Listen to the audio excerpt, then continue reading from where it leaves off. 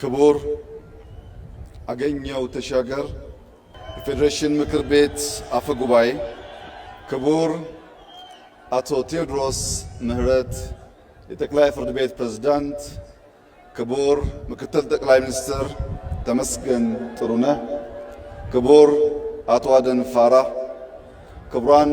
የሁሉም ክልሎች ርዕሳነ መስተዳድሮች፣ የሀገር ሽማግሌዎች፣ mudane aganyo tashagar mudane Tedros Mehret madaxweynaha maxkamadda sare ra'iisul wasaare ku-xigeenka dalka mudane Tamasgan Turune mudane Aadan Faarax madaxweynayaasha dawlad deegaanada odayaal dhaqameedka dalka dhalinyarada bulshada deegaanka waa magaalada quruxda badan ee Hoosana ugu horeyn shacabweynaha hadiya ee lagu yaqaano hawlkarnimada geesinimada iyo midnimada maanta dhammaan shacabweynaha maadaama aad noogu fudaydiseen in aanu si wada jira u xusno xuskan qoomiyadaha iyo shucuubta aad ayaan idinkaga mahadcelinayaa hadiya waa shacab u hubeeyay ciidanka qaranka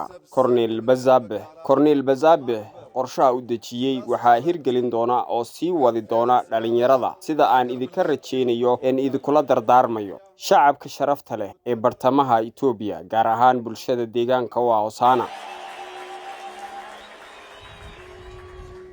ሀዲያ ፋር ዳጉ ለዳውሮ ኩራቱ የሲዳማው ጨምበላላ ለአማራው ሐሴቱ የኦሮሞው ገዳ ለሐረሪ ምቾቱ የአክሱም ሐውልት ለሃዲያው ታሪኩ የጀጎል ግንብ ለቤንሻንጉል ቅርሱ ፋሲል ቤተ መንግሥት ለሃዲያው ሀብቱ የሶማሌው ዳንቶ ለጋሞ ባህሉ የጉራጌ ክትፎ ለያንዳንዱ ኢትዮጵያዊ ጣዕሙ ያንዳችን ለሌላችን ውበት ያንዳችን ለሌላችን ክብር የሆነባትን ሀገር ኢትዮጵያ አንዱ ከፍ ሌላው ዝቅ ብሎ ሳይሆን ሁላችን እኩል daaguga canfarta way ku faanaan dawro cambalaalada sidaama waa farxadda amxaarada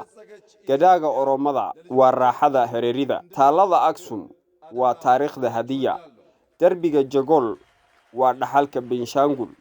qasriga Faasil waa kaydka hantida hadiya dhaantada Soomaalida waa dhaqanka Gaamo kitfooga uraagada waa dhadhanka qof walba oo Itoobiyana Itoobiya oo ku socoto horumar xawaare leh isla markaasina dalka laga hirgeliyay mashaariico badan oo ay ka mid yihiin koridorka magaalooyinka iyo miyiga qaybna ay ka tahay magaalada Hoosana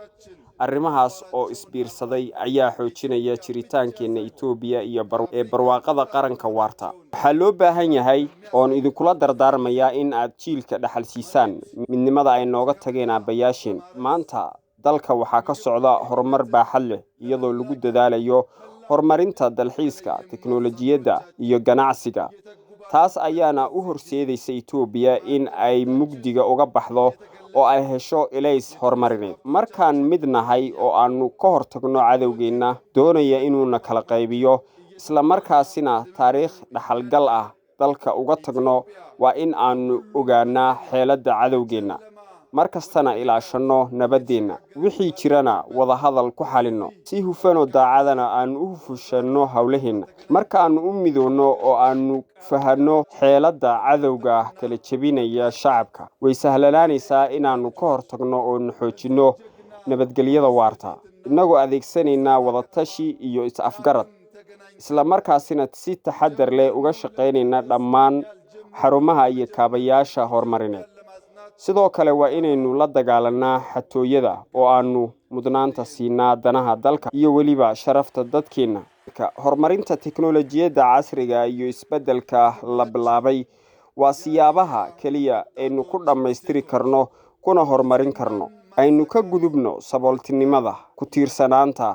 ku tiirsanaanta cid kale si aanu uga madho dhalino hawlaheena waaweyn ee aanu bilownay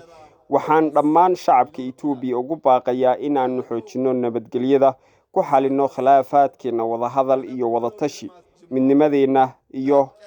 ka shaqeynta danaheena guud waxaad muujiseen dhextaalnimada iyo muwaadininnimada oo aad ku gudateen waajibaadka idin saarnaa ee ku salaysnaa rabitaankeena qarannimada wadajirka midabka qoomiyadaha Itoobiya iyo midabka midnimada mid aanu ku xoojinayno oo aanu ku faanayno weeye